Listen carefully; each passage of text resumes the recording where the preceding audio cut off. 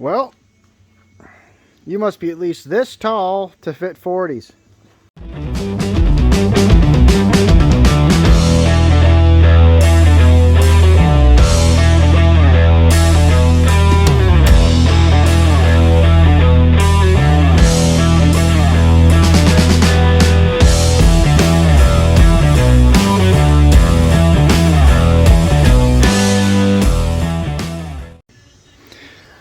Here it is, guys.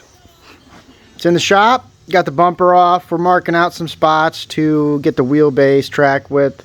We're going to jack it up, put it on these giant jack stands you see in front of the Jeep, and find center line and then start tearing it all down. From the ground to the fender right now is about 45 inches. Going to take off a little more eventually. But that gives me about 5 inches of stuff, which isn't a lot. So more is going to come out. This is going to be a stretch, you know. I'll insert a picture here with the 40 sitting in front of it. And you can kind of get an idea how much we're going to end up stretching it. It's going to take out the whole front of the fender, probably the turn signal. And in the rear, it's probably going to take that fender back. I don't want to cut into the door, so it's going to take that fender back, and I'm going to bring that fender down right before the tail light. So it'll still have that shape, and it's not going to be a comp corner, which I'm thankful for. Hey. Okay. That one easy. Come on now. There she goes. Hey. Yeah. So this is a company, Jeep and by Al. If she decides to focus here. There you go. And back in the day, though they still have this part, they still sell this part, but back in the day I bought this whole Old Man Emu lift kit from these guys. I think they're near Allentown, PA. Jeep and by Al. Good company, great upper control arms. These were needed to keep the upper control arm out of the coil at full droop, or else they would hit. So, great product. Never had an issue with them. Fully replaceable ball joint on them, which was super cool. Serviceable. Their little proprietary thing. So, pretty good.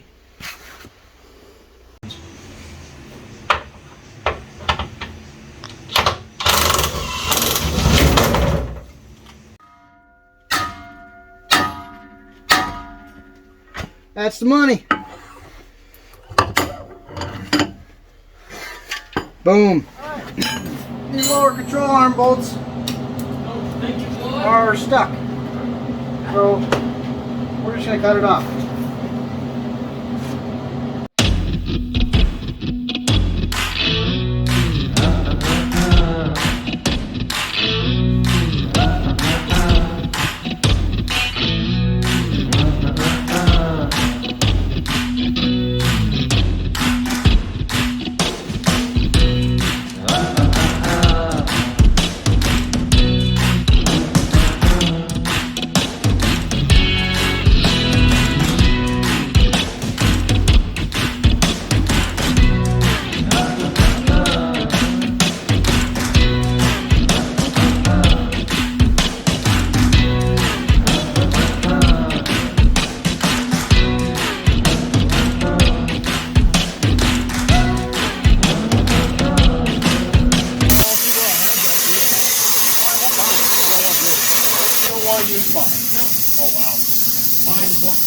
Yeah, don't blame the deer.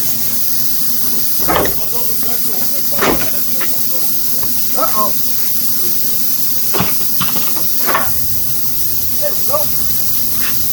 Yeah, camera's still rolling, I think. It's burning, but it's out. Yeah.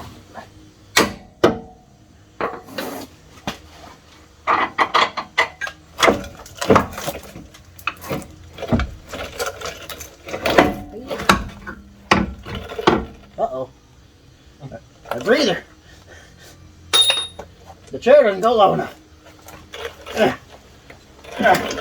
Oh, it's all happening at once.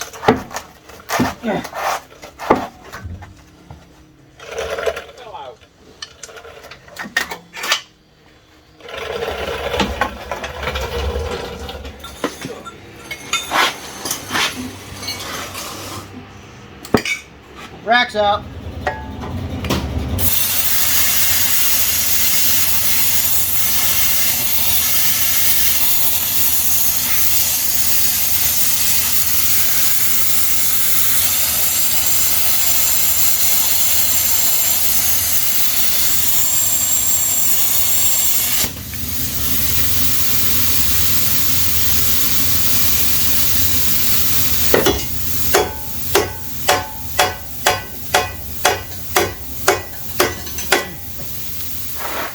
Right here, this subframe up here goes across the front all the way across, and it all ties in, right?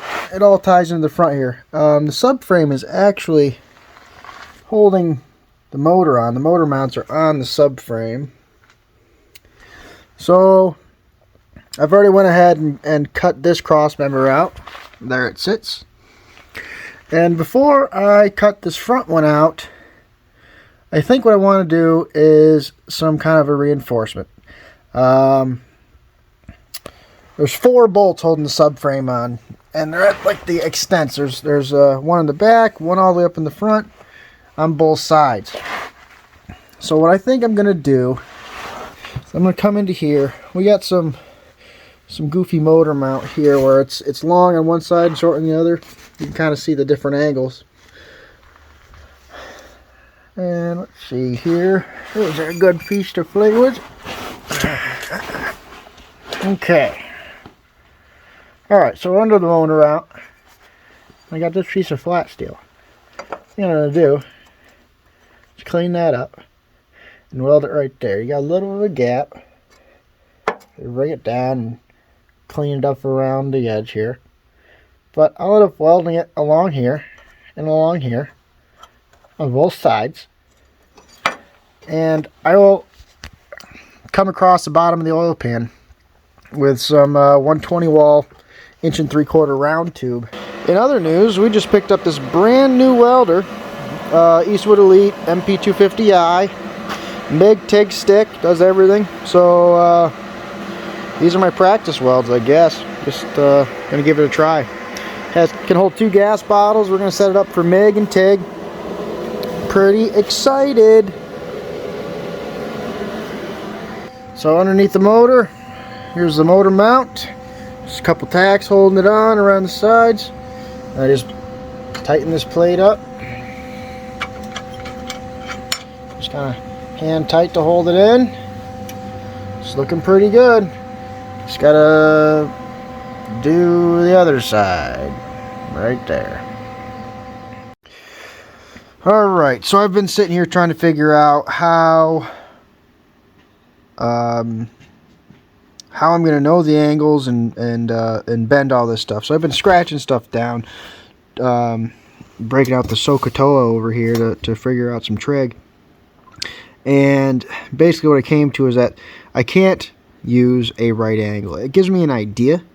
I do know that I need to come down about 3.5 inches. To clear the oil pan from my mount. So you can see it up here. My mounts are at 20 degrees each. So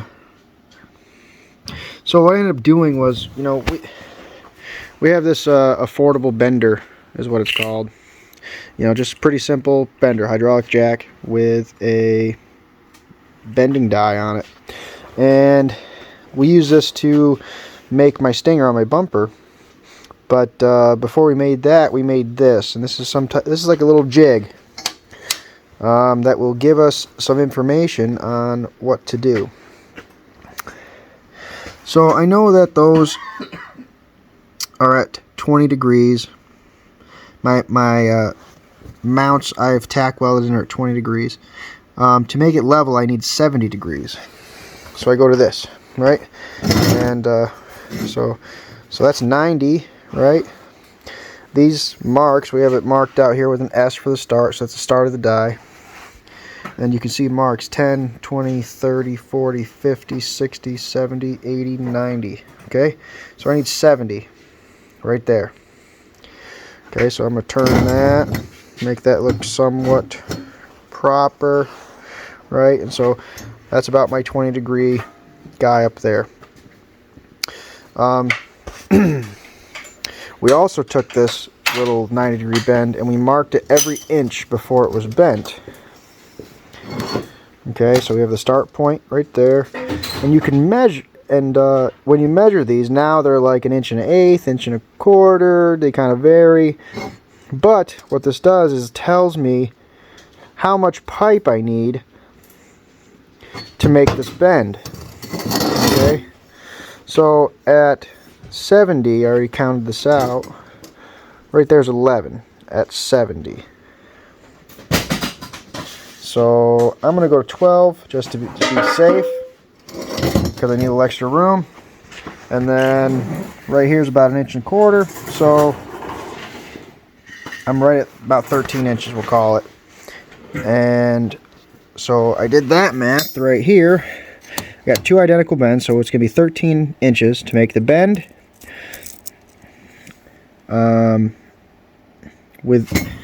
So I got 13 and 13. Now I got to figure out how I got that 8. And basically all I did was take this 70, line it up with a table, ran a straight edge across it, and I measured that 4-inch drop from here. Okay, I need this to be 4 inches. Okay, when that was 4 inches, I measured from here over, and in my case I measured to the outside of this.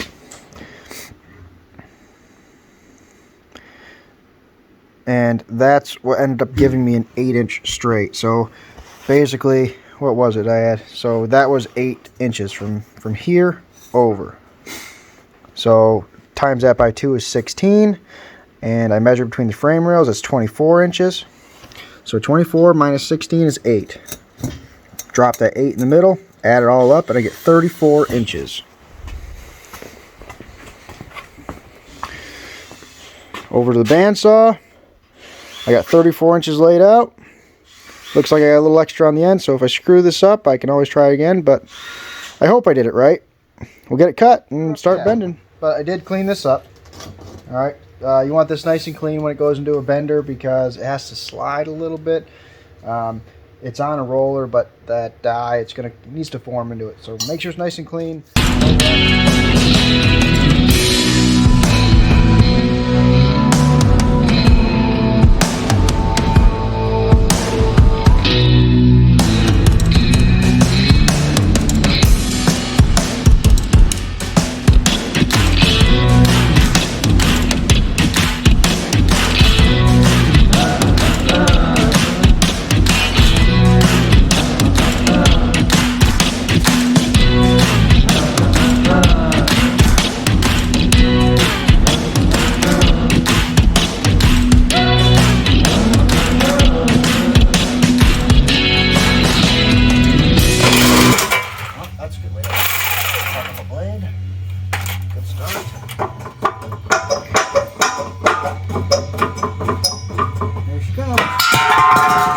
Yay! It's out! Is that it? So I guess, Yeah, look at that. There's a harmonic balancer. We got everything clear. and the engine didn't fall. And the engine didn't fall. And this didn't blow up. The cross member's looking good. Indeed. There was no stress on this when I cut it. It didn't shift or anything. So that's really promising for this because there's only 4 bolts holding that motor on now. They're all independent. So that kind of tied the two back together like this did.